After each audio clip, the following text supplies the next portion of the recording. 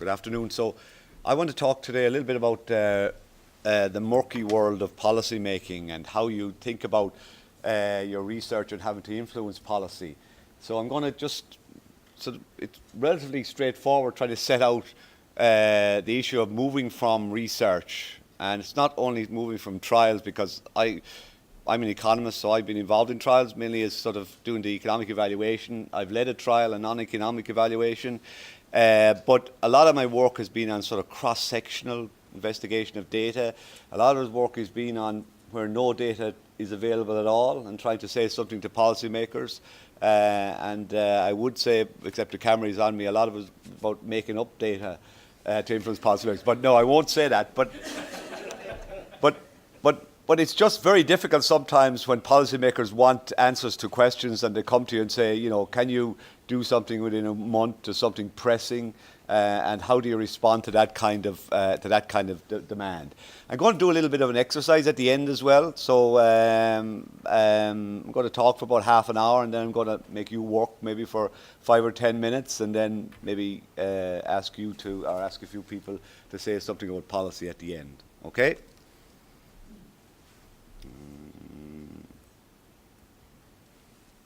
Okay, so I guess when we start doing research, at least when I was younger, I started doing research, I never really thought of policy or policymakers or how my work was going to be actually influence anything. I didn't really believe I could influence anything, and anyway, my mind was on just getting the publication if I could, getting it done, getting the publication, and not really worrying about whether it had any influence or not, or where it was going after that, or even indeed whether anybody read what I wrote.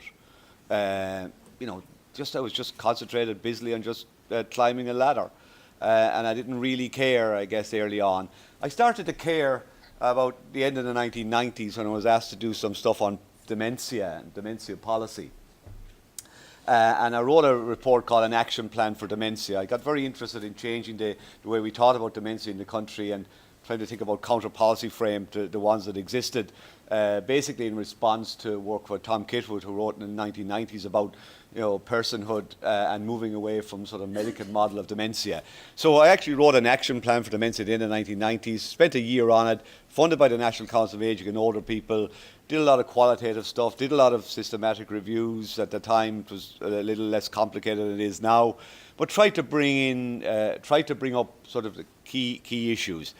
And that was published, and it was a spectacular failure. It didn't influence anybody. The government had funded it, the National Council of Aging, which made up of all the major actors in the sphere, didn't really do anything about it. And this is at a time, you know, when money was very plentiful. It turned out 13 years later, in response to Atlantic Philanthropies, I did the same report. Well, in fact, I didn't tell anybody. In conjunction with a colleague in Trinity College, and we did kind of the same report, only updated, and lo and behold, it influenced and contributed to the National Dementia Strategy, and now we have a National Dementia Strategy which is based on two principles of citizenship and personhood. And we got some funding for it, and the reasons for that are not my report, but the reason for that is there was a body, a flow, a commitment, a movement towards change in dementia that had very little to do with my report, but the time was right. The time just wasn't right in the late 1990s. It was right in 2010, 11, 12, 13 and 14.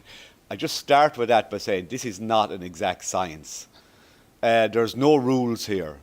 You know, in terms of knowing whether your work is going to impact or not. So what I'm going to say today is just point out some issues that I found helpful in terms of developing policy, or sort of thinking about policy, thinking about influence for people at various stages of their research. And then I'll say something at the end. So this is what I'm going to talk about. I guess it's one of the things about why would you bother? You have enough things to be doing than thinking about policy and policy briefs and influencing researchers, as I said. I think then the questions you have to got, for whom is it intended? You know, who do you want to write this document for? You know, Are you better off maybe to try to get an opinion piece in a newspaper rather than try to write a policy brief? Who you try to influence in terms of the policymaker, the politicians? Are you interested in getting your policy change into a manifesto, a political manifesto? Are you interested in working through the lobby groups, the advocacy groups? Who is it you're trying to use as a conduit for your work and influence? What's the aim of the brief? Is it to initiate a new policy? Is it to get funding for an area? Is it just to tell the government or the decision makers about this new type of information that's available? Is it to synthesize a lot of information that's available? They'll very rarely operate and change things just because you said so and your publication in the BMJ said it. So it's very seldom that one paper is going to do this. So what do policymakers want? Do you know what they want? What they're looking for in this document? Have they asked you?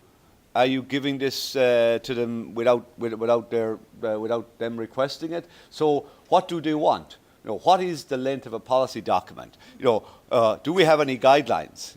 What guidelines do you look at for writing a policy document? We have just in the previous paper or previous speaker. There's guidelines about how to do the research, how to do the methodology, but are there guidelines on how we try to influence policy? What's the policy context? More importantly, do you know it? You may have strong views that we need funding for a particular area and we need to do this, but many people may not share your views. Many people may not know the area you want to change. So what is the policy context? Are you aware of it? Have you been following it? Do you know the international policy context? To what extent is your government or your department a policymaker or your advocacy groups? Where do they stand in sort of the international sphere in terms of policy? And the most important, can you write one? Can you actually write a policy brief? We're trained to write research papers, but we're very rarely trained to write policy briefs. Now, economists tend to be a little bit better at this because their work, in a sense, lends them quickly into policy, and our training has been mainly, before we come to health economics, has been mainly into sort of micro policy and macro policy and how to initiate change. So maybe we have a little more, but not very much. And then there's the whole issue of getting it out there. So one of the things about, and I'm just going to hit on one or 2 points as we go through this because I want to stop this within 30 minutes so you can do something. So one of the things that, of course, is behind all of this, of course, as any good economists tell you, there's opportunity cost, there's competing demands here. So your particular area may not figure on the radar at all. Nobody just may be interested in this. And so one of the things about there is an opportunity cost framework for everything. And governments have constantly make decisions and make decisions quickly. This is another area that you need to think about really closely. Governments have to make decisions instantaneously. There's pressure comes on in Parliament, somebody writes a report, media, there's a programme done in an area and the minister wants responses. And you're asked to and this is the milieu or the area which you have to respond to. The knowledge among decision makers is finite on competing needs, so therefore your area is competing with other needs, with other areas, and they simply may not know what is sort of the state of the art in a particular area.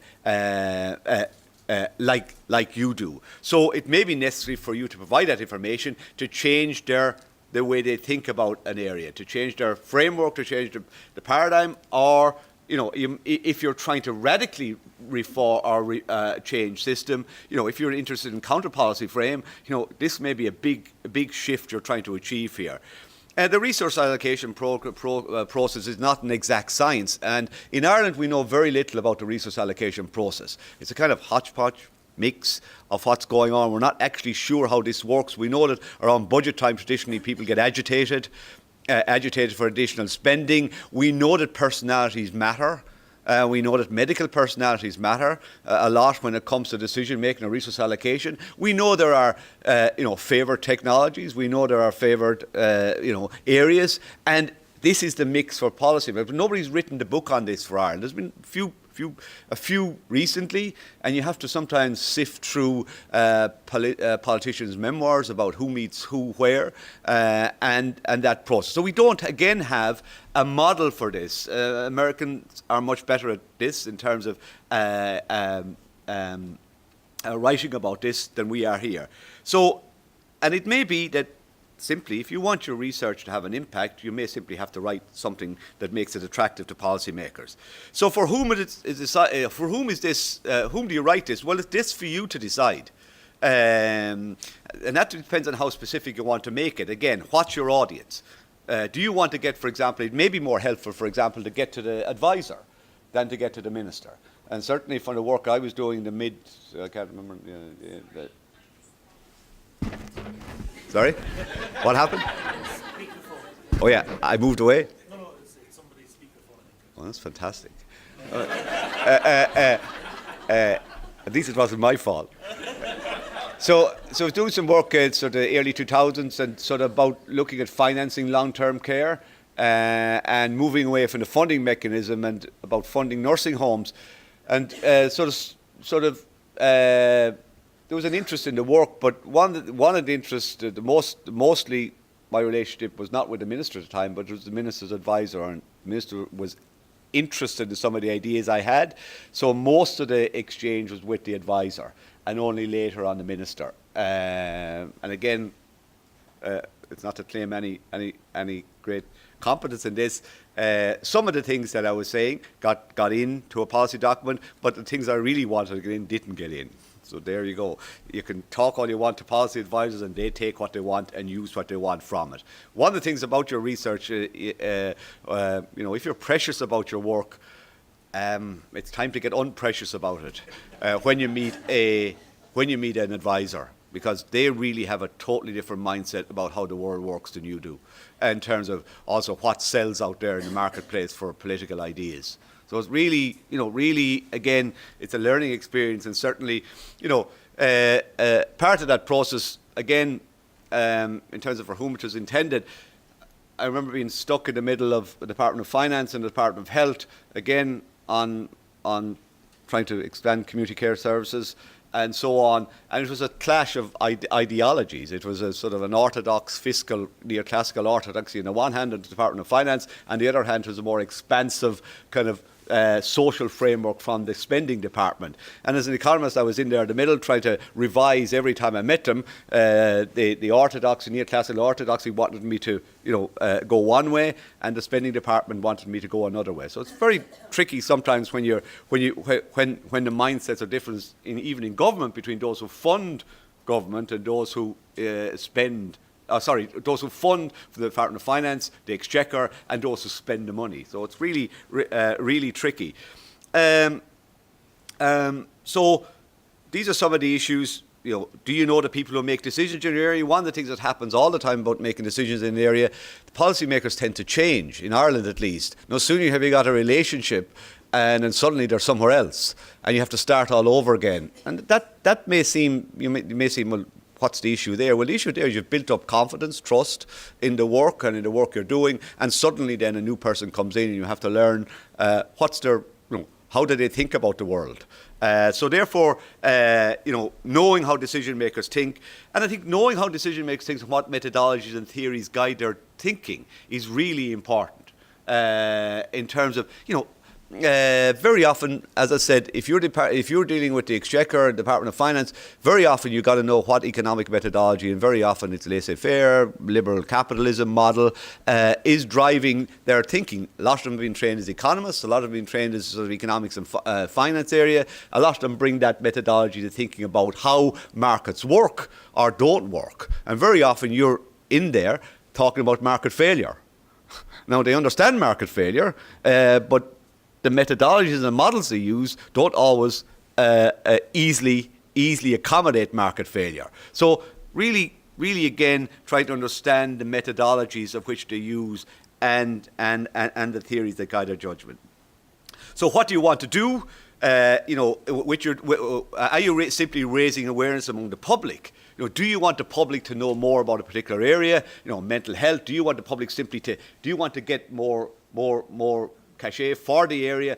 Dementia at the moment, for example, one of the things is just getting into public awareness, getting it into a sort of the ether, if you like, that might then impact on priority setting. So is it the public? Is it the policy-making community? Is it the political sphere?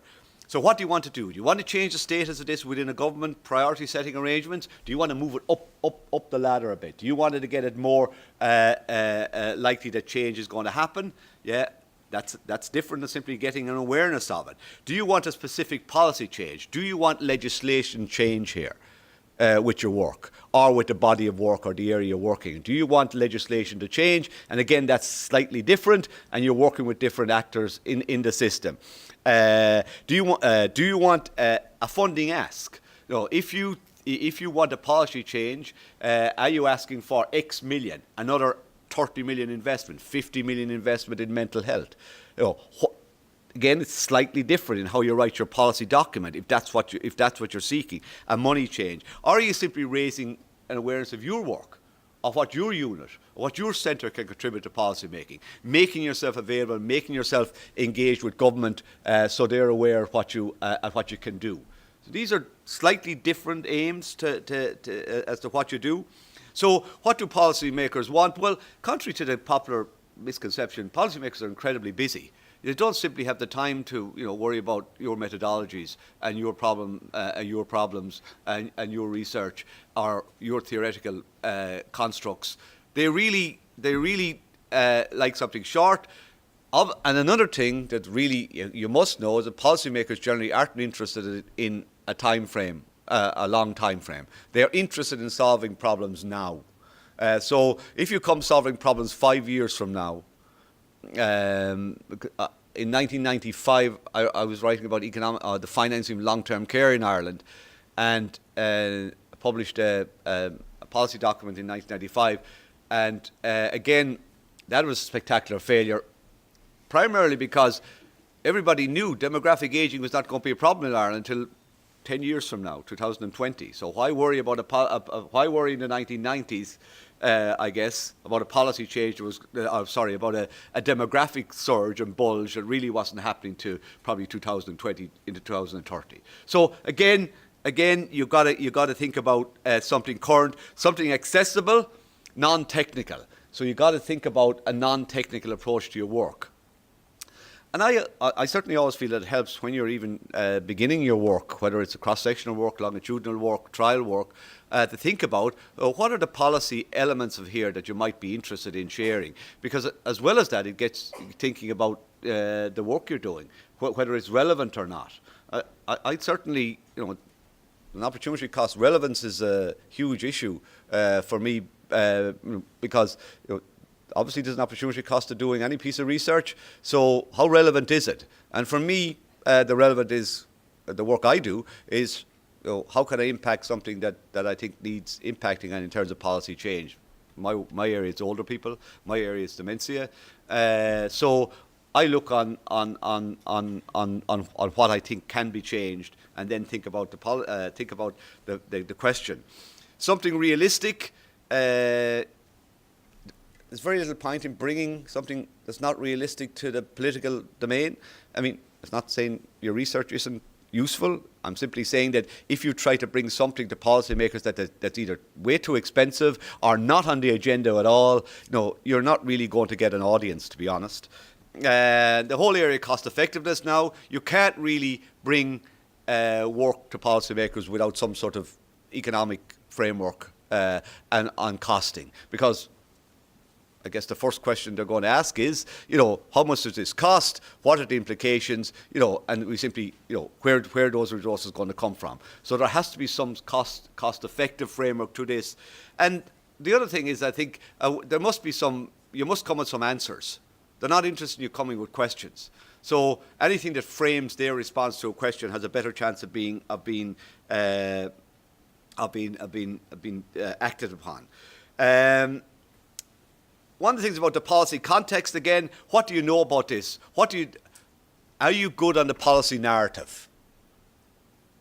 Are you good at understanding, where we are now in terms of the policy, how we got here, and how change might be initiated, and who are the key players in changing policy. So the policy narrative, and there are obviously going to be different policy narratives. You know, if I come, for example, if I start off with from research saying, okay, so I believe we should have a social insurance system for long-term care. That's a policy narrative, that's a value judgment almost straight away. Because equally, 95% of my economic friends simply say, you know, we don't need a social insurance system for long-term care. Why not have a private insurance system? Long-term care, aging is an insurable risk, dependency is an insurable risk, dementia is an insurable risk. People should pay for this. So the policy narrative and the policy context are important, and I think you've got to be aware of these relationships. And so again, the relationships, you may not think this is of any use and certainly not have the time, but you know, somebody who lives in Galway, works in Galway, and where policy is made in Dublin, you know, the hard miles are in between Galway and Dublin. And if you're not there, and if you're not participating, and if you're not in the mix, you know, irrespective of what you say, it's going to be very tricky to get a foothold into the policy making process. So these are small but important issues about getting to know how decisions are made.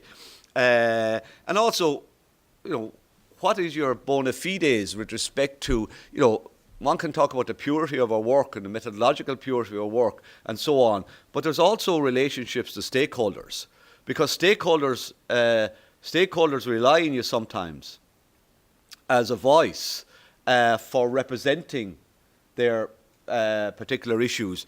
And you're always walking a thin line between simply being an advocate and simply, and moving away from the sort of the purity of that research you've done. But at the same time, I think you've got to have some relationship with stakeholders and also some relationship with patients and the public in the context of being a voice within the policy making process. And that, as I said, sometimes comes with a cost, and it's a line you're constantly watching where you are on it. Because if you're simply, you know, if I simply attend an Alzheimer's Society meeting and simply say, you know, we should have more resources for Alzheimer's disease, you know, where does that put me in the kind in the sense of, you know, being reliable when it comes to the research that I produce? So it's a thin line all the time, but it's a line I think that you have to be aware of. So then, can you write a policy brief? Well, normally when you read about this, people talk about, you know, that sometimes the title can be very important. You know, this is maybe you know, for people who are used to providing scientific research, the title can sometimes be snappy. It can create an image, and I'm going to talk about this in a minute in terms of the own work. You know, the title can sometimes has to convey something that you want to happen, change.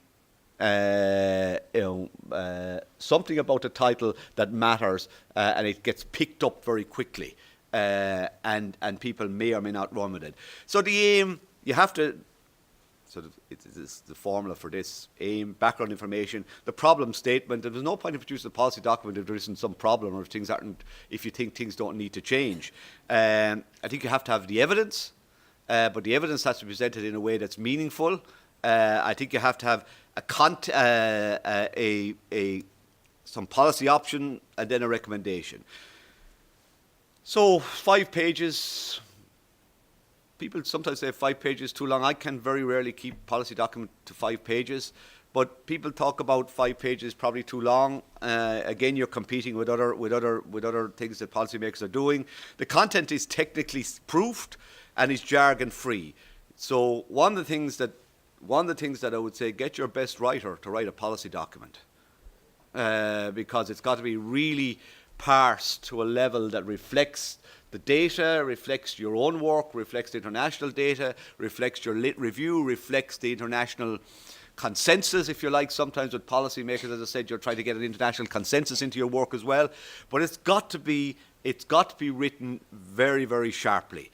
It's not an academic paper, so therefore it shouldn't be written as an academic paper. I would say that the language simple, simplify, concise and engaging. Data presentation must be necessary.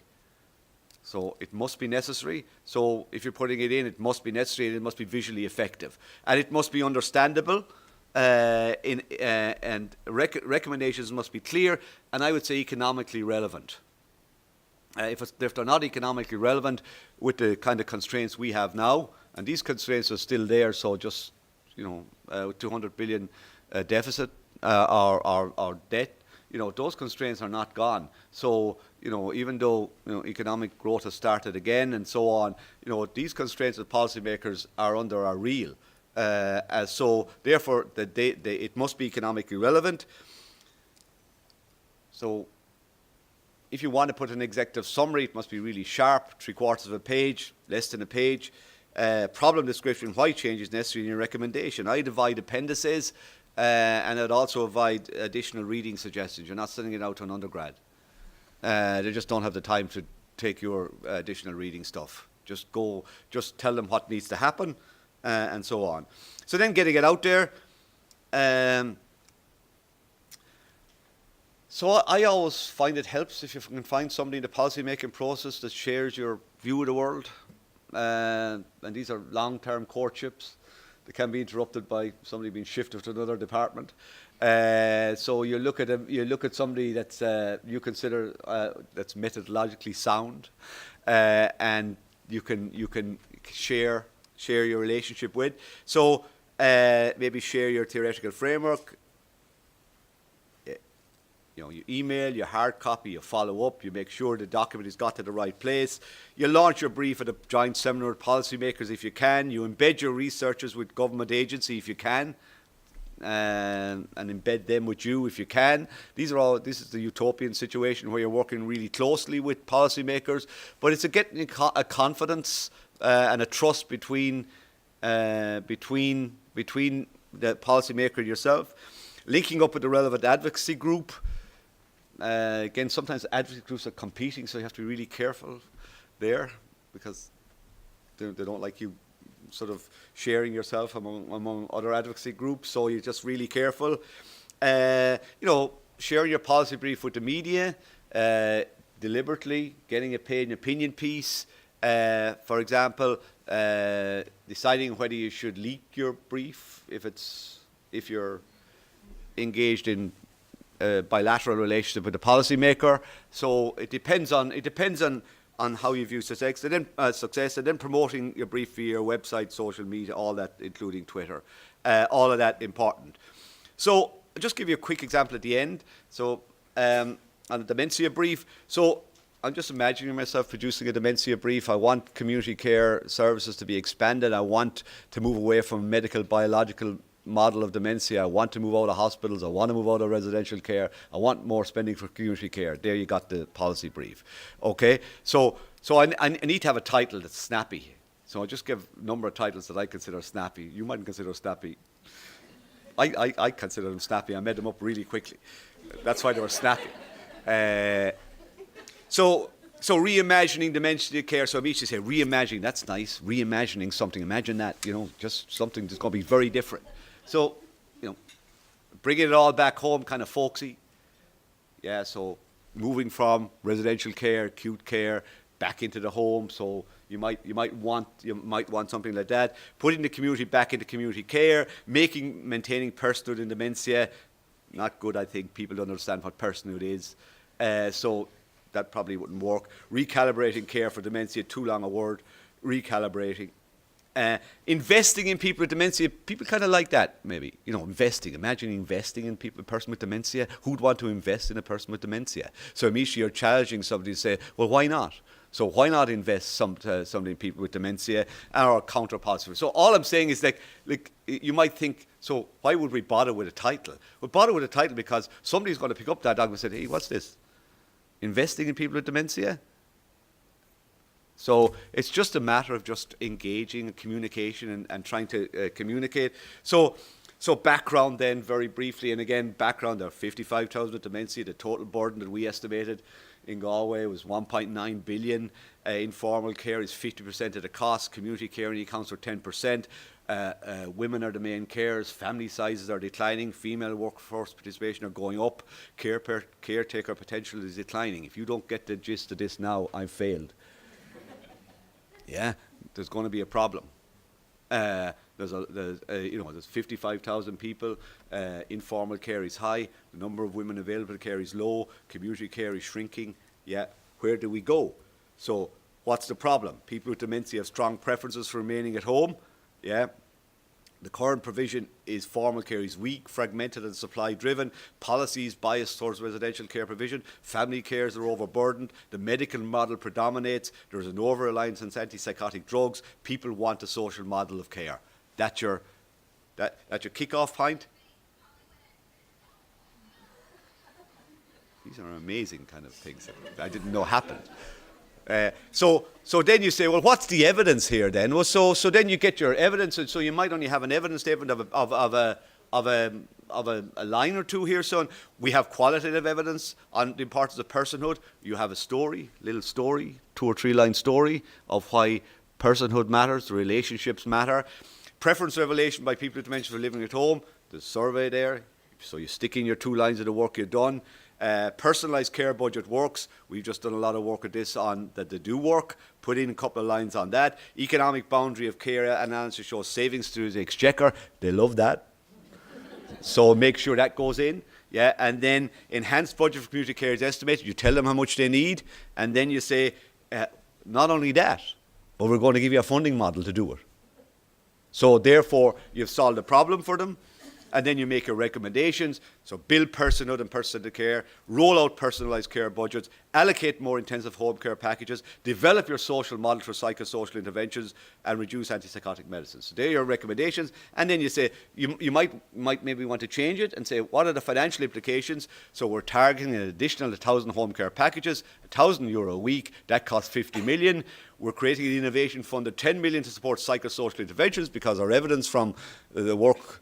And then I could say, well, I've just, not just 3 or 4 years ago, did a trial on reminiscence. So say we have evidence that reminiscence for people with dementia impacts on quality of life. Yeah, so there you give them some evidence. Develop family care support mechanisms, another 20 million. Total ask is 80 million. And if you're not convinced by that, imagine it's only 1,500 per person with dementia.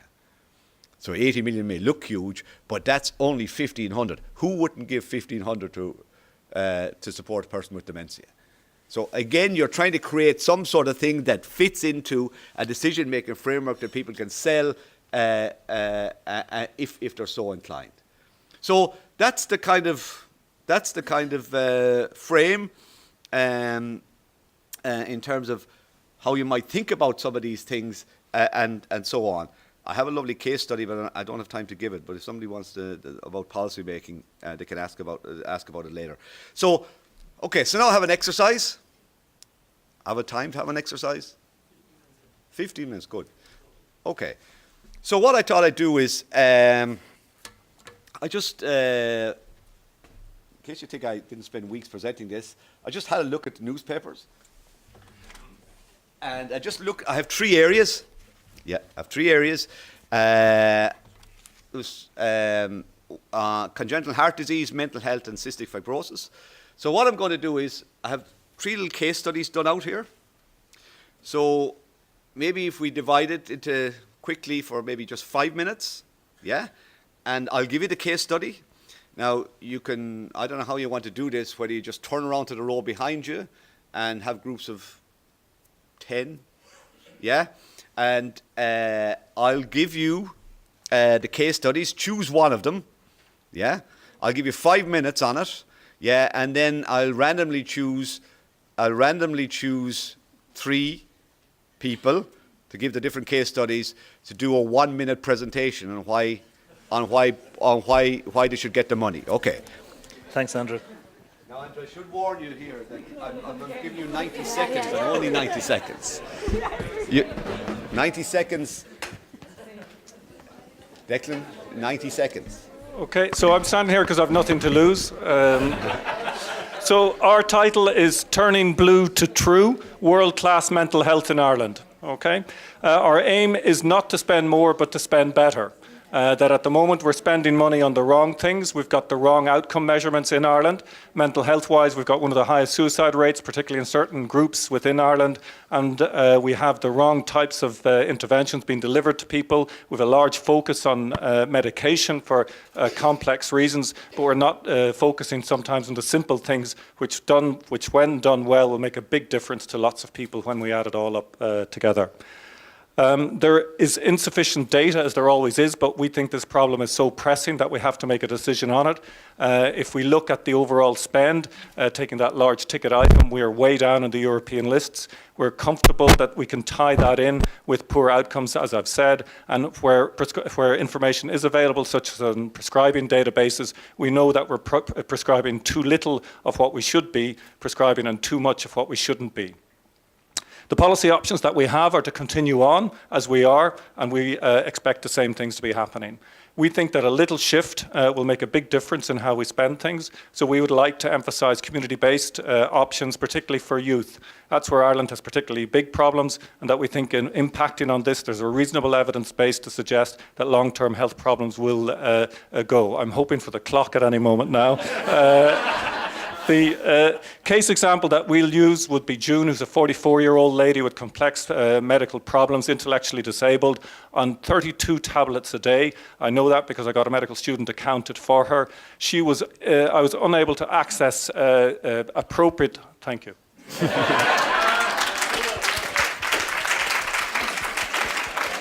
Okay, so before we move off to mental health, can anybody feel that they can do better pitch than that? Okay, well done. Will we try the cystic fibrosis? Anybody want to volunteer? Brilliant. 90 seconds. 90 seconds, starting from now. So our title is Breathing New Life into Cystic Fibrosis Sufferers. The aim of this is to get the government to negotiate with the pharmaceutical company to fund the drug for a subpopulation of the people suffering from cystic fibrosis. The nature of the problem, Ireland has the highest incidence of cystic fibrosis in Europe. We have about 1,200 people who suffer from cystic fibrosis. We have a case study which we've done, which is on a child of 12 who has had 20 hospitalizations already this year, and the effect on her family and her siblings and her mom and dad, etc. And with pictures with it. So we have... there's evidence that this drug improves the quality of life for people by about 70%. We have a study that was done in France recently by our researchers over there. And the cost of these hospitalizations for people with CF, they're hospitalized about 8 times a year for 3 days, which costs about 24,000 per person. So really, the costs of this drug are really small because they will cut down on the hospitalizations by at least 80%, I think our researcher there said. So our policy recommendation is that the government will go into negotiation with the pharmaceutical company as soon as possible and be able to breathe life back into the CF sufferers. Very good. Hard to better that. And the final one is on the congenital heart disease. So can we have a volunteer? Brilliant. Peter, there's a microphone up here, Peter. Yeah.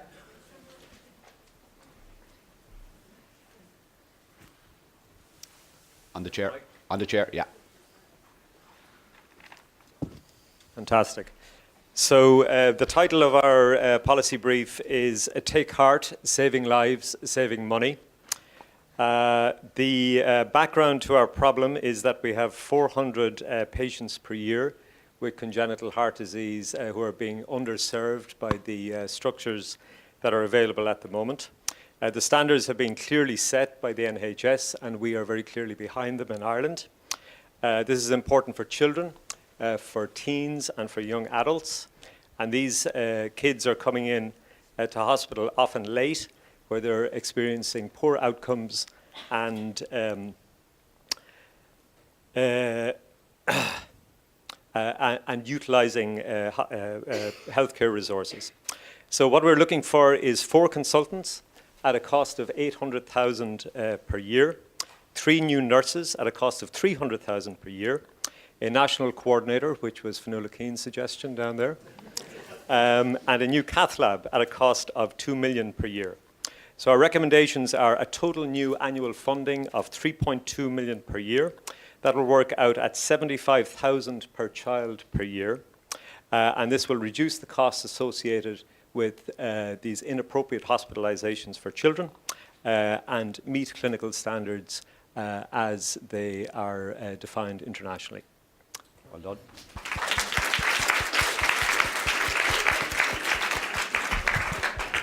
Okay, so just to sum up then, I mean, it's just interesting again, all I really wanted to do this afternoon was to get people talking about the sort of policy dimensions of the work, because so many of us don't engage in these kind of thinking or discussions. It is a different world than the world of research.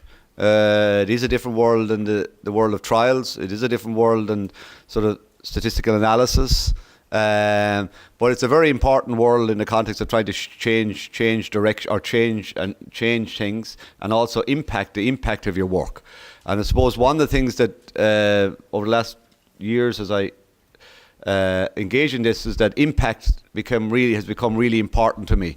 So I actually am spending a lot of my time now on trying to impact on policy change, and using the sort of the position I have in terms of in the area to try to accelerate developments of policy change in the area. Again, it's a balancing act. It's a balancing act with your work and policy, but I think it certainly does no harm at any stage of your work, from the bench, through your trials, through your thinking about methodology, to think about where is this going to impact, on whom it's going to impact. If nothing else, it shapes the way you value the participants involved in your work, because ultimately they are the ones that you want to impact on, and their lives are the ones in terms of research that you want to change. So I hope you got something from it today. Since there's nothing terribly dramatic, but at the same time,